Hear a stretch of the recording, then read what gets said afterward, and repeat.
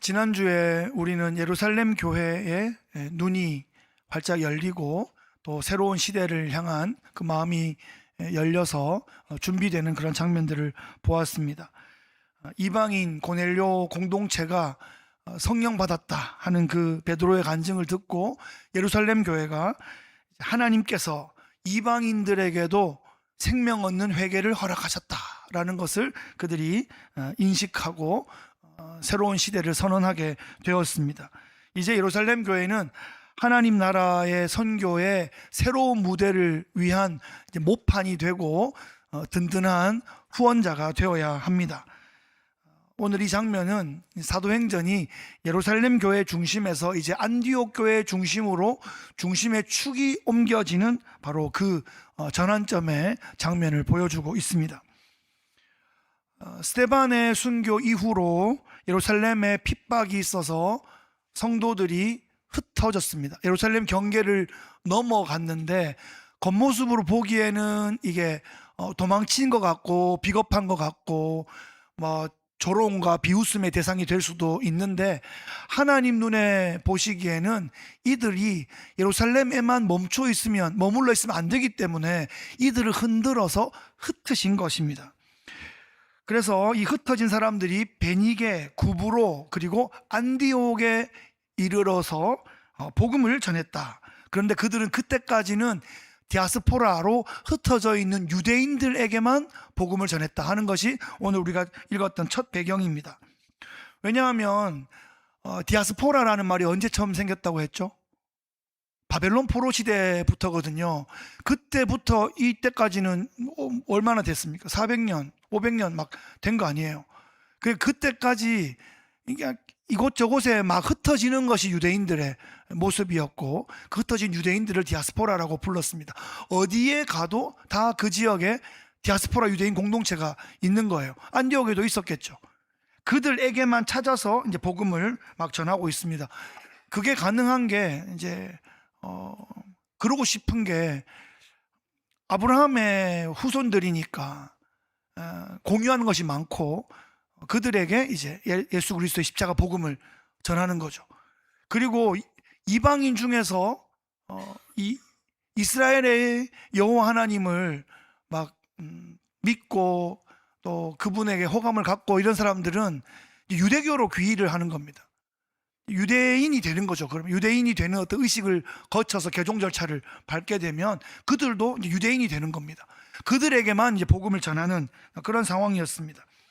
그러니까 지금 가이사랴에 있는 고넬료 공동체에게 일어났던 일은 바로 전장에 있었는데 그 당시에 서로 계속 무슨 연락이 계속 되는 상황도 아니고, 지금 안디옥에서 지금 아직까지는 아브라함과 상관없는 이방인들이 예수 그리스도를 통해서 하나님 백성이 된다, 이런 발상 자체가 아직까지는 다 공유된 상황이 아닌 모습입니다. 로마 제국이 보기에는 아직까지 이 유대교하고 기독교 공동체도 잘 분간이 안 되는 그런 시대였습니다. 그러던 중에 구브로와 구레네 출신의 디아스포라 유대인 몇 사람이 안디옥에 이르러서 헬라인에게도 복음을 전하기 시작했다. 이것이 오늘 본문이 포인트하고 있습니다. 안디옥이 어떤 도시인가 우리가 좀 알 필요가 있는데, 그 당시에 로마 제국의 3대 도시였습니다. 첫 번째가 로마, 그 다음에 알렉산드리아, 그 다음이 이 수레 안디옥인데, 국제도시니까 다양한 사람들이 모여있고 다양한 민족들, 다양한 언어에서 왔는데 이 사람들은 이곳에서 헬라어로 통용이 다 되는 거예요. 예루살렘과 안디옥이 다른 점이 그 점입니다. 예루살렘에서는 이 히브리어와 아람어가 통용이 되는데 안디옥은 국제도시라 여기선 다 헬라어를 쓰는 겁니다. 내 귀에 들리는 건 다 헬라어인 거예요. 그러니까 내 앞에서 헬라어를 쓰는 사람이 유대인인지 유대교로 귀화한 헬라인인지 순수한 헬라인인지 구분하기가 어렵고, 일단 헬라어로 통용이 되는 그런 상황. 그러다 보니까 자연스럽게 안디옥이라는 도시에서는 필연적으로 헬라인에게 복음을 전하는 일이 생길 수밖에 없는 것입니다.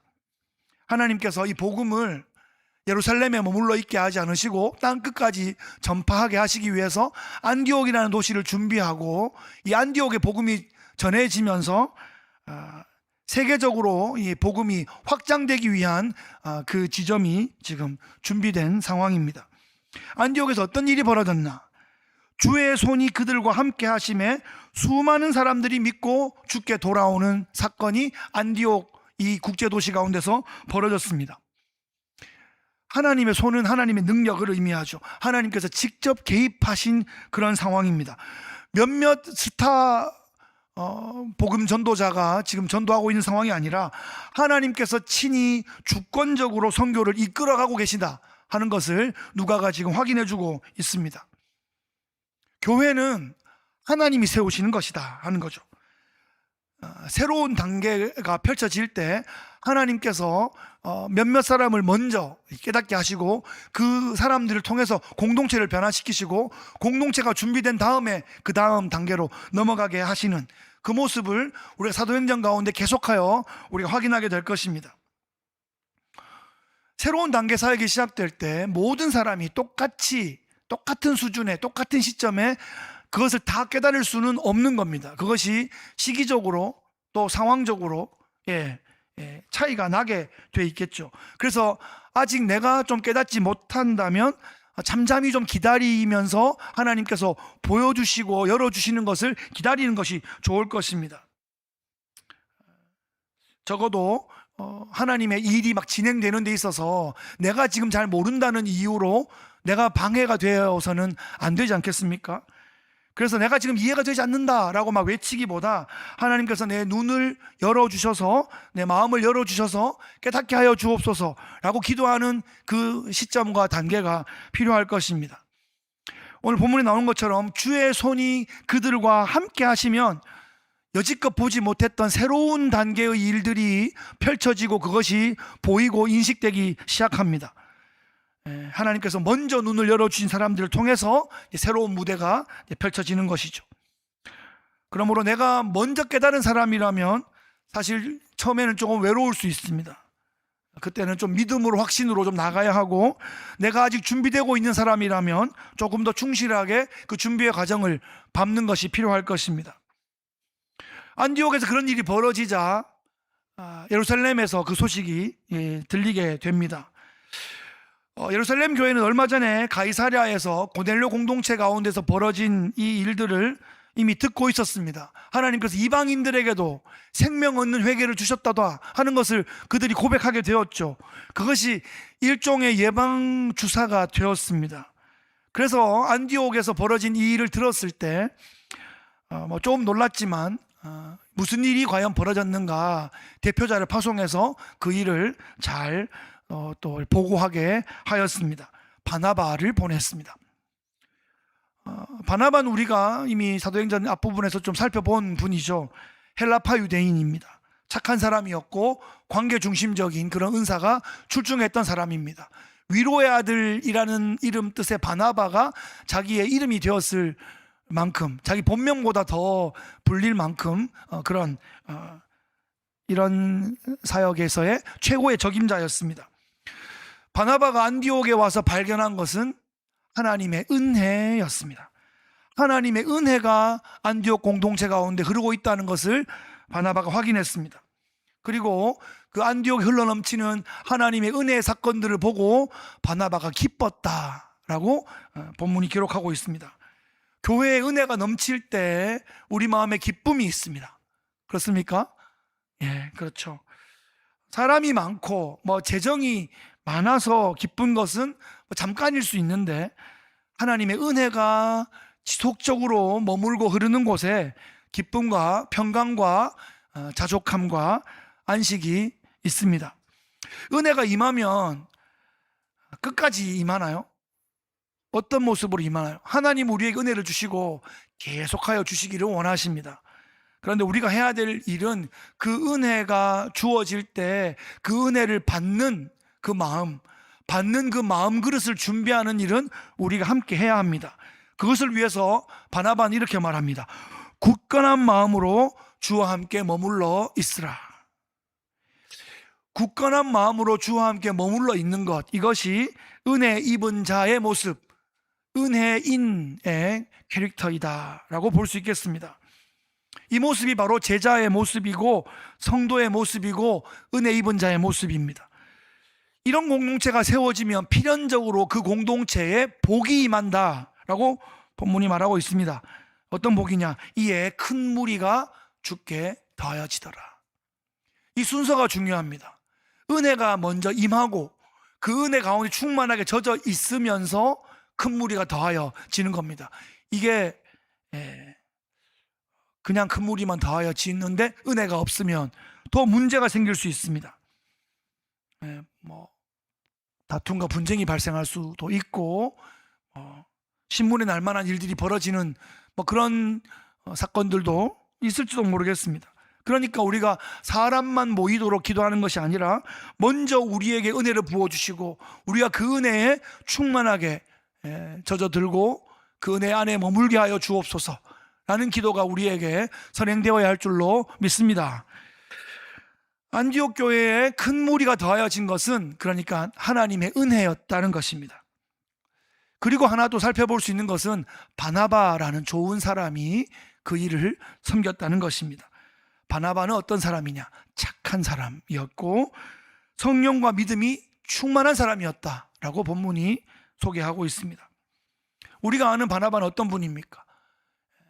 오순절 이후에 예루살렘에 사람들이 막 모여들 때 또 디아스포라에서 오순절에 예루살렘에 방문했다가 큰 은혜를 체험하고 예상보다 훨씬 더 오래 그 공동체에 머물게 되면서 필요한 재정과 자원들이 막 있을 때 자기 밭을 팔아서 사도의 발 앞에 드리며 그 공동체의 필요들을 채우도록 그렇게 했던 사람입니다.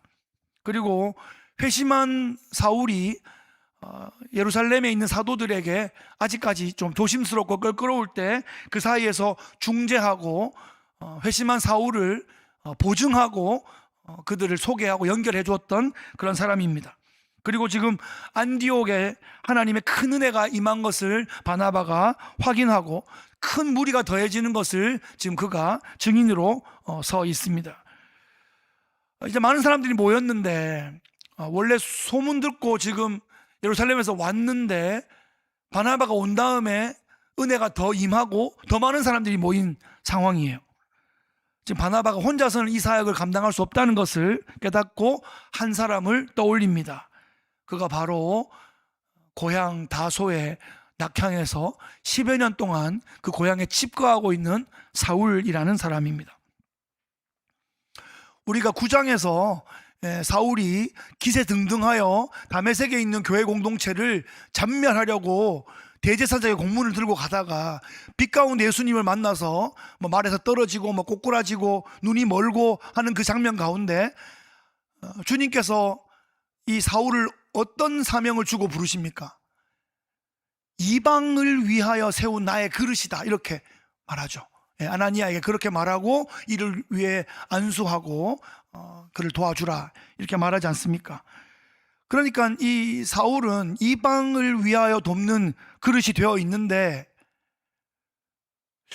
그 예루살렘에서 사도들에게 충분히 그래도 아직 인정받지 못하고 또 유대주의자들로부터는 또 이렇게 위험한 자라고 인식돼서 막 살해 위협이 있고 그러면서 그 예루살렘 무대를 벗어나서 그러니까 무대에서 나간 거예요. 카메라에서 완전 벗어난 거예요. 그리고 10여 년 동안 10년이 긴 시간입니다. 잊혀질 수 있을 만한 시간입니다. 존재 자체가 잊혀질 만한 시간인데 10년 동안 그렇게 준비하고 있다가 바나바를 통해서 다시 역사의 무대로 이 사울을 소환하고 있습니다. 이 사울은 유대교 최고의 엘리트였습니다. 그래서 회심한 다음에는 이 유대교의 최고의 위협이 되는 사람이었죠.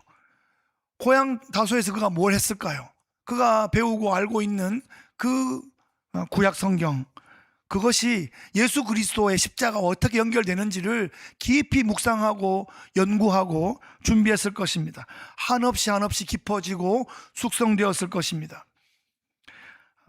당대에 최고로 교만했던 그 엘리트가 이제는 내가 누구이기에 하며 머리를 조아리는 겸손한 하나님의 사람으로 준비되어 있습니다.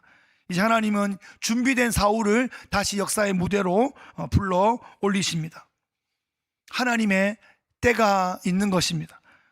하나님은 그 때를 아십니다. 그래서 내가 불평할 필요도, 내가 의심할 필요도, 내가 오버액션할 필요도 없는 것입니다. 하나님의 때에 맞게 순종하고 충성하면 되는 것이죠. 바나바가 사울을 불러 올려서 둘이서 함께 이 안디옥 공동체를 1년 동안 이 큰 무리를 가르쳤습니다. 환상의 콤비였습니다. 바나바는 따뜻하고 자애로운 엄마 같은 그런 역할을 하고, 이 사울은 성경과 신학을 잘 가르칠 수 있는 교사로, 또 아버지 같은 그런 역할로 준비되었습니다. 큰 무리를 양육한 결과가 무엇입니까? 대건물을 건축했다, 그런 게 아니라 안디옥에서 비로소 그리스도인이라 불리는 사람들이 세워지게 되었습니다. 다양한 배경을 가지고 모인 이 안디옥이라는 이 도시에서 그 다양한 사람들이 모인 그 교회 가운데 그리스도인이라는 하나의 이름 아래서 그들이 그 정체성으로 모일 수 있게 된 것입니다. 크리스티아노스라는 이 단어가 신약 성경에 처음 나오는 곳이 이곳입니다. 그리스도인. 그 이전에는 그들이 히브리파 유대인 성도, 헬라파 유대인 성도, 사마리아 출신 성도, 하나님을 경외하는 이방인 출신 성도, 생 이방인 이런 배경들이 있었을 텐데, 지금 그런 2차적인 배경들보다 주 예수 그리스도를 구주와 주님으로 섬기는 그리스도인이라는 이 하나의 정체성으로 묶이게 된 것입니다. 교회 안에 성도들이 다양한 배경이 있다 할지라도 우리는 그리스도인이라는 이름 안에 하나가 된 줄로 믿습니다. 자, 우리는 이 로마 제국의 대도시인 안디옥에 선교사적으로 아주 중요한 그런 그리스도인 공동체가 최초로 세워진 장면을 우리가 보고 있습니다. 본문에 근거해서 한 3가지 교훈과 적용점을 찾아보겠습니다. 첫째는, 하나님은 흩어짐을 선교의 도구로 활용하십니다. 스데반의 죽음으로 예루살렘은 두려움에 휩싸였고, 성도들은 예루살렘 울타리를 넘어서 피신했습니다. 실패한 것처럼 보이고 도망친 것처럼 보입니다. 조롱과 비웃음을 경험했을 것입니다. 하지만 이 일로 인해서 복음은 예루살렘의 경계를 넘어서 유대의 각 마을로, 사마리아의 각 마을로, 또 이방인 백부장 고넬료의 그 공동체 가운데 성령의 역사가 동일하게 임하는 그런 오순절의 역사가 체험되었습니다. 이 복음이 안디옥까지 이르렀고 새로운 신앙 공동체가 형성되었습니다. 이방인이 중심이 된 최초의 신앙 공동체입니다. 새로운 시대를 위해 준비된 선교적 공동체입니다. 우리의 인생은 하나님께로부터 부름받아서 또 시작되고 또 보냄받아서 쓰임받고 있는 것이 우리의 인생입니다. 주님 앞에 설 때까지 그런 일을 계속하여 반복하며 감당하게 될 것입니다. 우리는 한국으로부터 또 이전에 있던 지역, 도시로부터 또 흩어지면서 이 교회 공동체 가운데 합류하게 되었습니다. 하나님은 흩어짐을 선교의 도구로 사용하고 계시다는 것입니다. 우리는 이곳에서 선교적 공동체를 이루어서 우리가 있는 동안 함께 선교적인 공동체, 선교적인 도구로 쓰임받아야 할 줄로 믿습니다. 우리의 남은 인생, 하나님께서 우리를 또 다른 지역과 또 다른 문화 속에 보내신다면 어느 곳에서나 하나님의 선교의 도구로 쓰임받으시기를 축복합니다. 우리가 그리스도인이라면 이 땅의 삶을, 일생을 다 산 후에 하나님 나라에 입성하게 될 것입니다. 그때 우리는 어느 교회 다니다가 왔는지에 대한 질문은 받지 않을 것 같습니다. 그죠? 우리 가운데는 5개, 많은 캐는 8개 스테이트를 거쳐온 분도 계시고, 또 그만큼 더 그 이상 숫자의 교회를 거쳐오신 분들이 계십니다. 그러면 주님 앞에 섰을 때 몇 달 차이로 어디에 제일 많이 다녔는지를 재지는 않을 것입니다. 그렇죠? 우리는 킹덤, 하나님 나라 안에 속해 있기 때문입니다. invisible church, 무형교회, 하나님 눈에만 보이는 그 한 교회의 멤버라는 것입니다. 그러니까 내가 하나님께 속해 있는지, 내가 예수 그리스도를 따라가고 닮아가는 삶을 살고 있었는지, 그것이 가장 중요합니다. 우리 하나님의 선교에 어느 곳에 있든지 내가 수종 들고 쓰임 받았는가 하는 것을 주 앞에 보고하게 될 것입니다. 평생토록 선교적 삶을 살아가시기를 축원합니다. 두 번째로 하나님은 준비된 사람을 사용하십니다. 바나바가 오늘 본문에서 중요한 역할을 감당하고 있습니다. 바나바는 예루살렘 교회가 신뢰하던 사람이었습니다. 착하고 성령과 믿음의 지혜에 충만한 사람이었습니다. 하나님께서 이 때를 위해서 바나바를 계속하여 성숙시켜 주시고 준비시켜 주신 겁니다. 예루살렘 교회는 바나바를 통해서 안디옥 교회를 세워 나갑니다. 안디옥 교회 뭐 알아서 자기들끼리 서지 않았나 라고 말할 수 있지만, 예루살렘 교회가 그것을 인정하지 않고 회방하고 막으려고 했다면 이 일은 이루어지지 않습니다. 그죠? 그러니까 예루살렘 교회가 인정하고 또 세워주고 그 일을 잘할 수 있도록 후원했기 때문에 이제 축이 예루살렘에서 안디옥으로 옮겨지게 된 것입니다. 그리고 안디옥 이 새로운 공동체를 섬기기에 앞으로의 사역을 위해서 가장 잘 준비된 사람, 그 사람을 바나바를 통해서 불러 올리시는 거죠.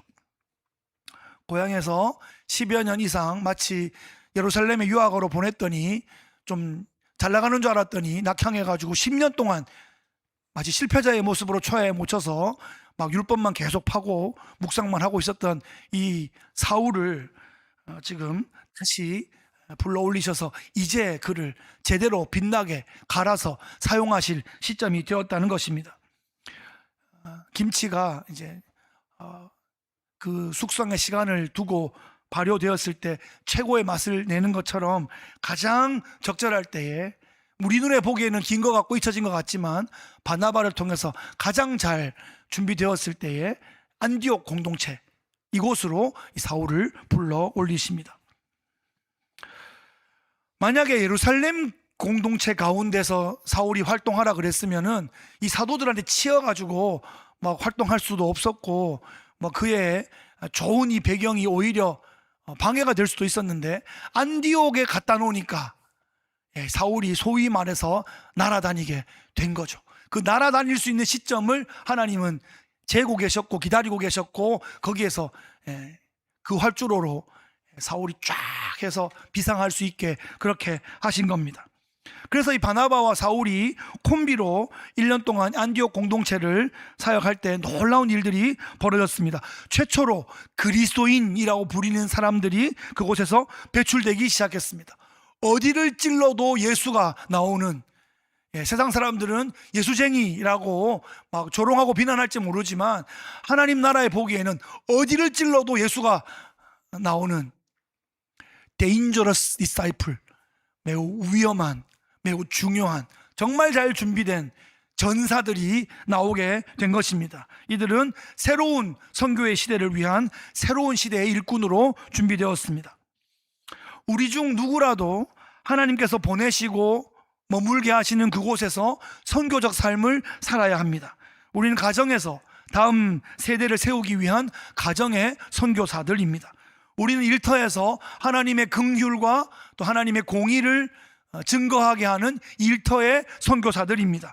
우리는 이 지역과 이웃에게 예수의 향기를 드러내는 그런 일상의 선교사의 삶을 살아야 할 줄로 믿습니다. 셋째는, 교회는 예수 그리스도를 닮아가는 사람들을 세워나가야 합니다. 교회의 목표는 무엇입니까? 교회의 목적은 무엇입니까? 건물이 커지는 겁니까? 사람들이 많이 모이는 겁니까? 죄송한 표현이지만 목사가 유명해지는 것입니까? 교회는 하나님의 사람들을 낳는 곳입니다. 교회는 그리스도를 닮아가는 사람들을 배출하는 곳입니다. 우리는 무엇을 자랑하고 있습니까? 여러분, 무엇을 자랑하고 싶습니까? 외적인 자랑들은 다 부질없는 것입니다. 교회의 외모를 자랑하는 사람들 중에 정작 자신의 신앙은 너무나 유약한 사람들을 제 평생에 또 사역하는 가운데 많이 봤습니다. 지금 생각하면 좀 오버액션 한 것 같긴 한데, 제가 여기 가까운 좀 큰 교회에서 사역을 할 때 아마 첫 새벽 예배쯤 됐던 것 같습니다. 겁도 없이 제가 교회의 간판 뒤에 숨지 마십시오 막 이렇게 막 소리를 쳤어요.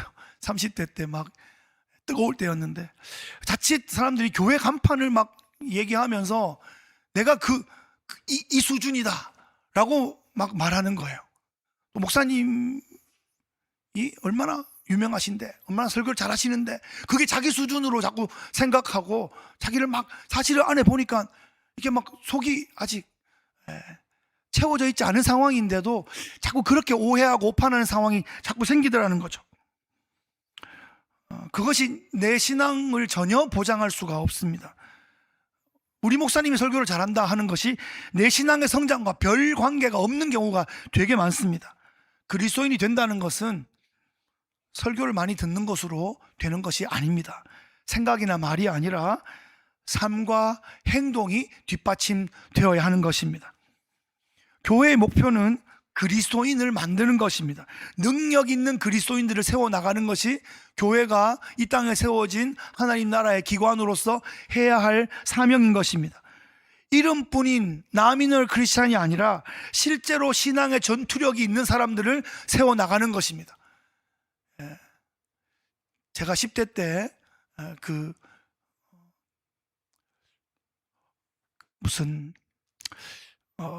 주성마다 이렇게 나왔던 그 성룡 또는 그런 무협 영화를 보면, 사실은 큰 도장에서 막 단체로 훈련하는 사람들이 있고 혼자서 돌을 열심히 잘 닦아서 도장 깨기 하는 그런 장면들이 나오지 않습니까? 그러니까 큰 도장에서 하나 둘 한다고 그게 전혀 전투력에 도움이 안 되고 겉멋만 든 경우가 많다는 거죠. 우리 하나님과 1대1로 승부하면서 성령님께서 나를 다듬어 주시고 다루어 주시고 막 깎아 주시는 일들을 직접 경험해 나가야 하는 것입니다. 때로 마음 아프고 또 속상한 일도 있고 번민의 밤을 막 보낼 때 그 성령께서 다듬어 주시고 깎아 주시는 일들을 직접 경험해 나가야 됩니다. 우리가 설교도 매주마다 들으시고 매일 또 큐티도 하시고 그러지만, 성경의 내용도 우리가 좀 더 지금보다 좀 더 잘 이해하면 좋겠고, 기도의 자리에 딱 나가면 또 기도할 수 있는, 그죠? 누군가에게 복음을 나눠야 되면 그냥 복음을 나눌 수 있는 그런, 지금보다 조금씩 하루의 차이는 별로 안 날지 모르지만 이게 1년, 2년 가면 조금씩 성장할 수 있는 우리가 되면 좋겠습니다. 교회가 함께 그리스도를 닮아가는 공동체가 될 때 하나님께서 마지막 때에 선교적 공동체로 우리를 긴히 사용하여 주실 줄을 믿습니다. 말씀을 맺겠습니다. 하나님은 교회를 세워가십니다. 그리고 교회를 통하여 성도를 그리스도인으로 빚어 가십니다. 그리고 그 그리스도인들을 통하여 하나님 나라가 이 땅의 구석구석에 스며들고 또 생명력을 일으키고 또 확장되어 나가는 것입니다. 그리스도인이란 이름은 스스로 붙인 이름이 아닙니다. 세상이 교회에 대하여 붙여준 이름입니다. 그들의 삶의 특징을 한 단어로 요약한 것이 그리스도인인 것입니다. 모든 삶의 이야기가 그리스도를 향하고 있고 인생의 모든 비전이 그분을 따르는 것이기 때문에 그렇습니다. 회사가 이익을 창출한다면 교회는 그리스도인을 배출합니다. 교회는 그리스도인을 세우는 하나님 나라의 신적 기관입니다. 그리스도인은 걸어다니는 하나님 나라의 대표 선술들인 거죠. 세상 사람들은 그리스도인들을 보고 교회를 파악합니다. 천국 좋은 곳이다. 그리스도인들을 보고 천국이 좋은 곳인지, 가볼 만한 곳인지, 가면 안 될 곳인지, 안 가고 싶은 곳인지를 그냥 느낌으로 판단한다, 이 말입니다. 그래서 교회는 참 좋은 곳이구나, 나중에 언제라도 기회가 있으면 참여하고 싶다, 그런 마음이 들거나, 또는 교회는 불편한 곳이구나, 힘드는 곳이구나, 웬만하면 안 가야 되겠다라는 판단은 그리스도인들을 보는 세상이 보고서 그들의 마음에 품게 되는 그런 모습 같습니다. 우리는 하나님께서 기억하시는 교회가 되기를 원합니다. 예수님이 인정하시는 교회가 되기를 소원합니다. 성령과 함께 동역하는 교회 공동체가 되기를 바랍니다. 하나님이 바라보시고 미소 지으시는 그런 공동체가 되기를 원합니다. 사람들이 떠올리면 고개를 끄덕이고 인정하는 그런 교회 되었으면 좋겠습니다. 하나님께서 우리 교회를 통해서 진짜 그리스도인들을 세워나가는 그 멋진 일들이 우리 가운데서 일어나기를 소원합니다. 그래서 우리 교회 이름이 좀 금식하잖아요. 뉴잉글랜드 지역은 품겠다. 최초 6개 스테이트는 우리가 중부하며 나가겠다. 그런 정도 사이즈를 가지고 뉴잉글랜드를 좀 품고, 미국 독립기념일이 250주년 며칠 전인데, 이 최초의 미국에 독립했던 그 정신을 좀 품고, 서부의 개척을 나갔던 그 미국 전체를 좀 품고, 열방을 품고, 우리의 조국도 품고, 그렇게 기도하고 쓰임받는 선교적 공동체 되시기를 예수님 귀하신 이름으로 축복합니다.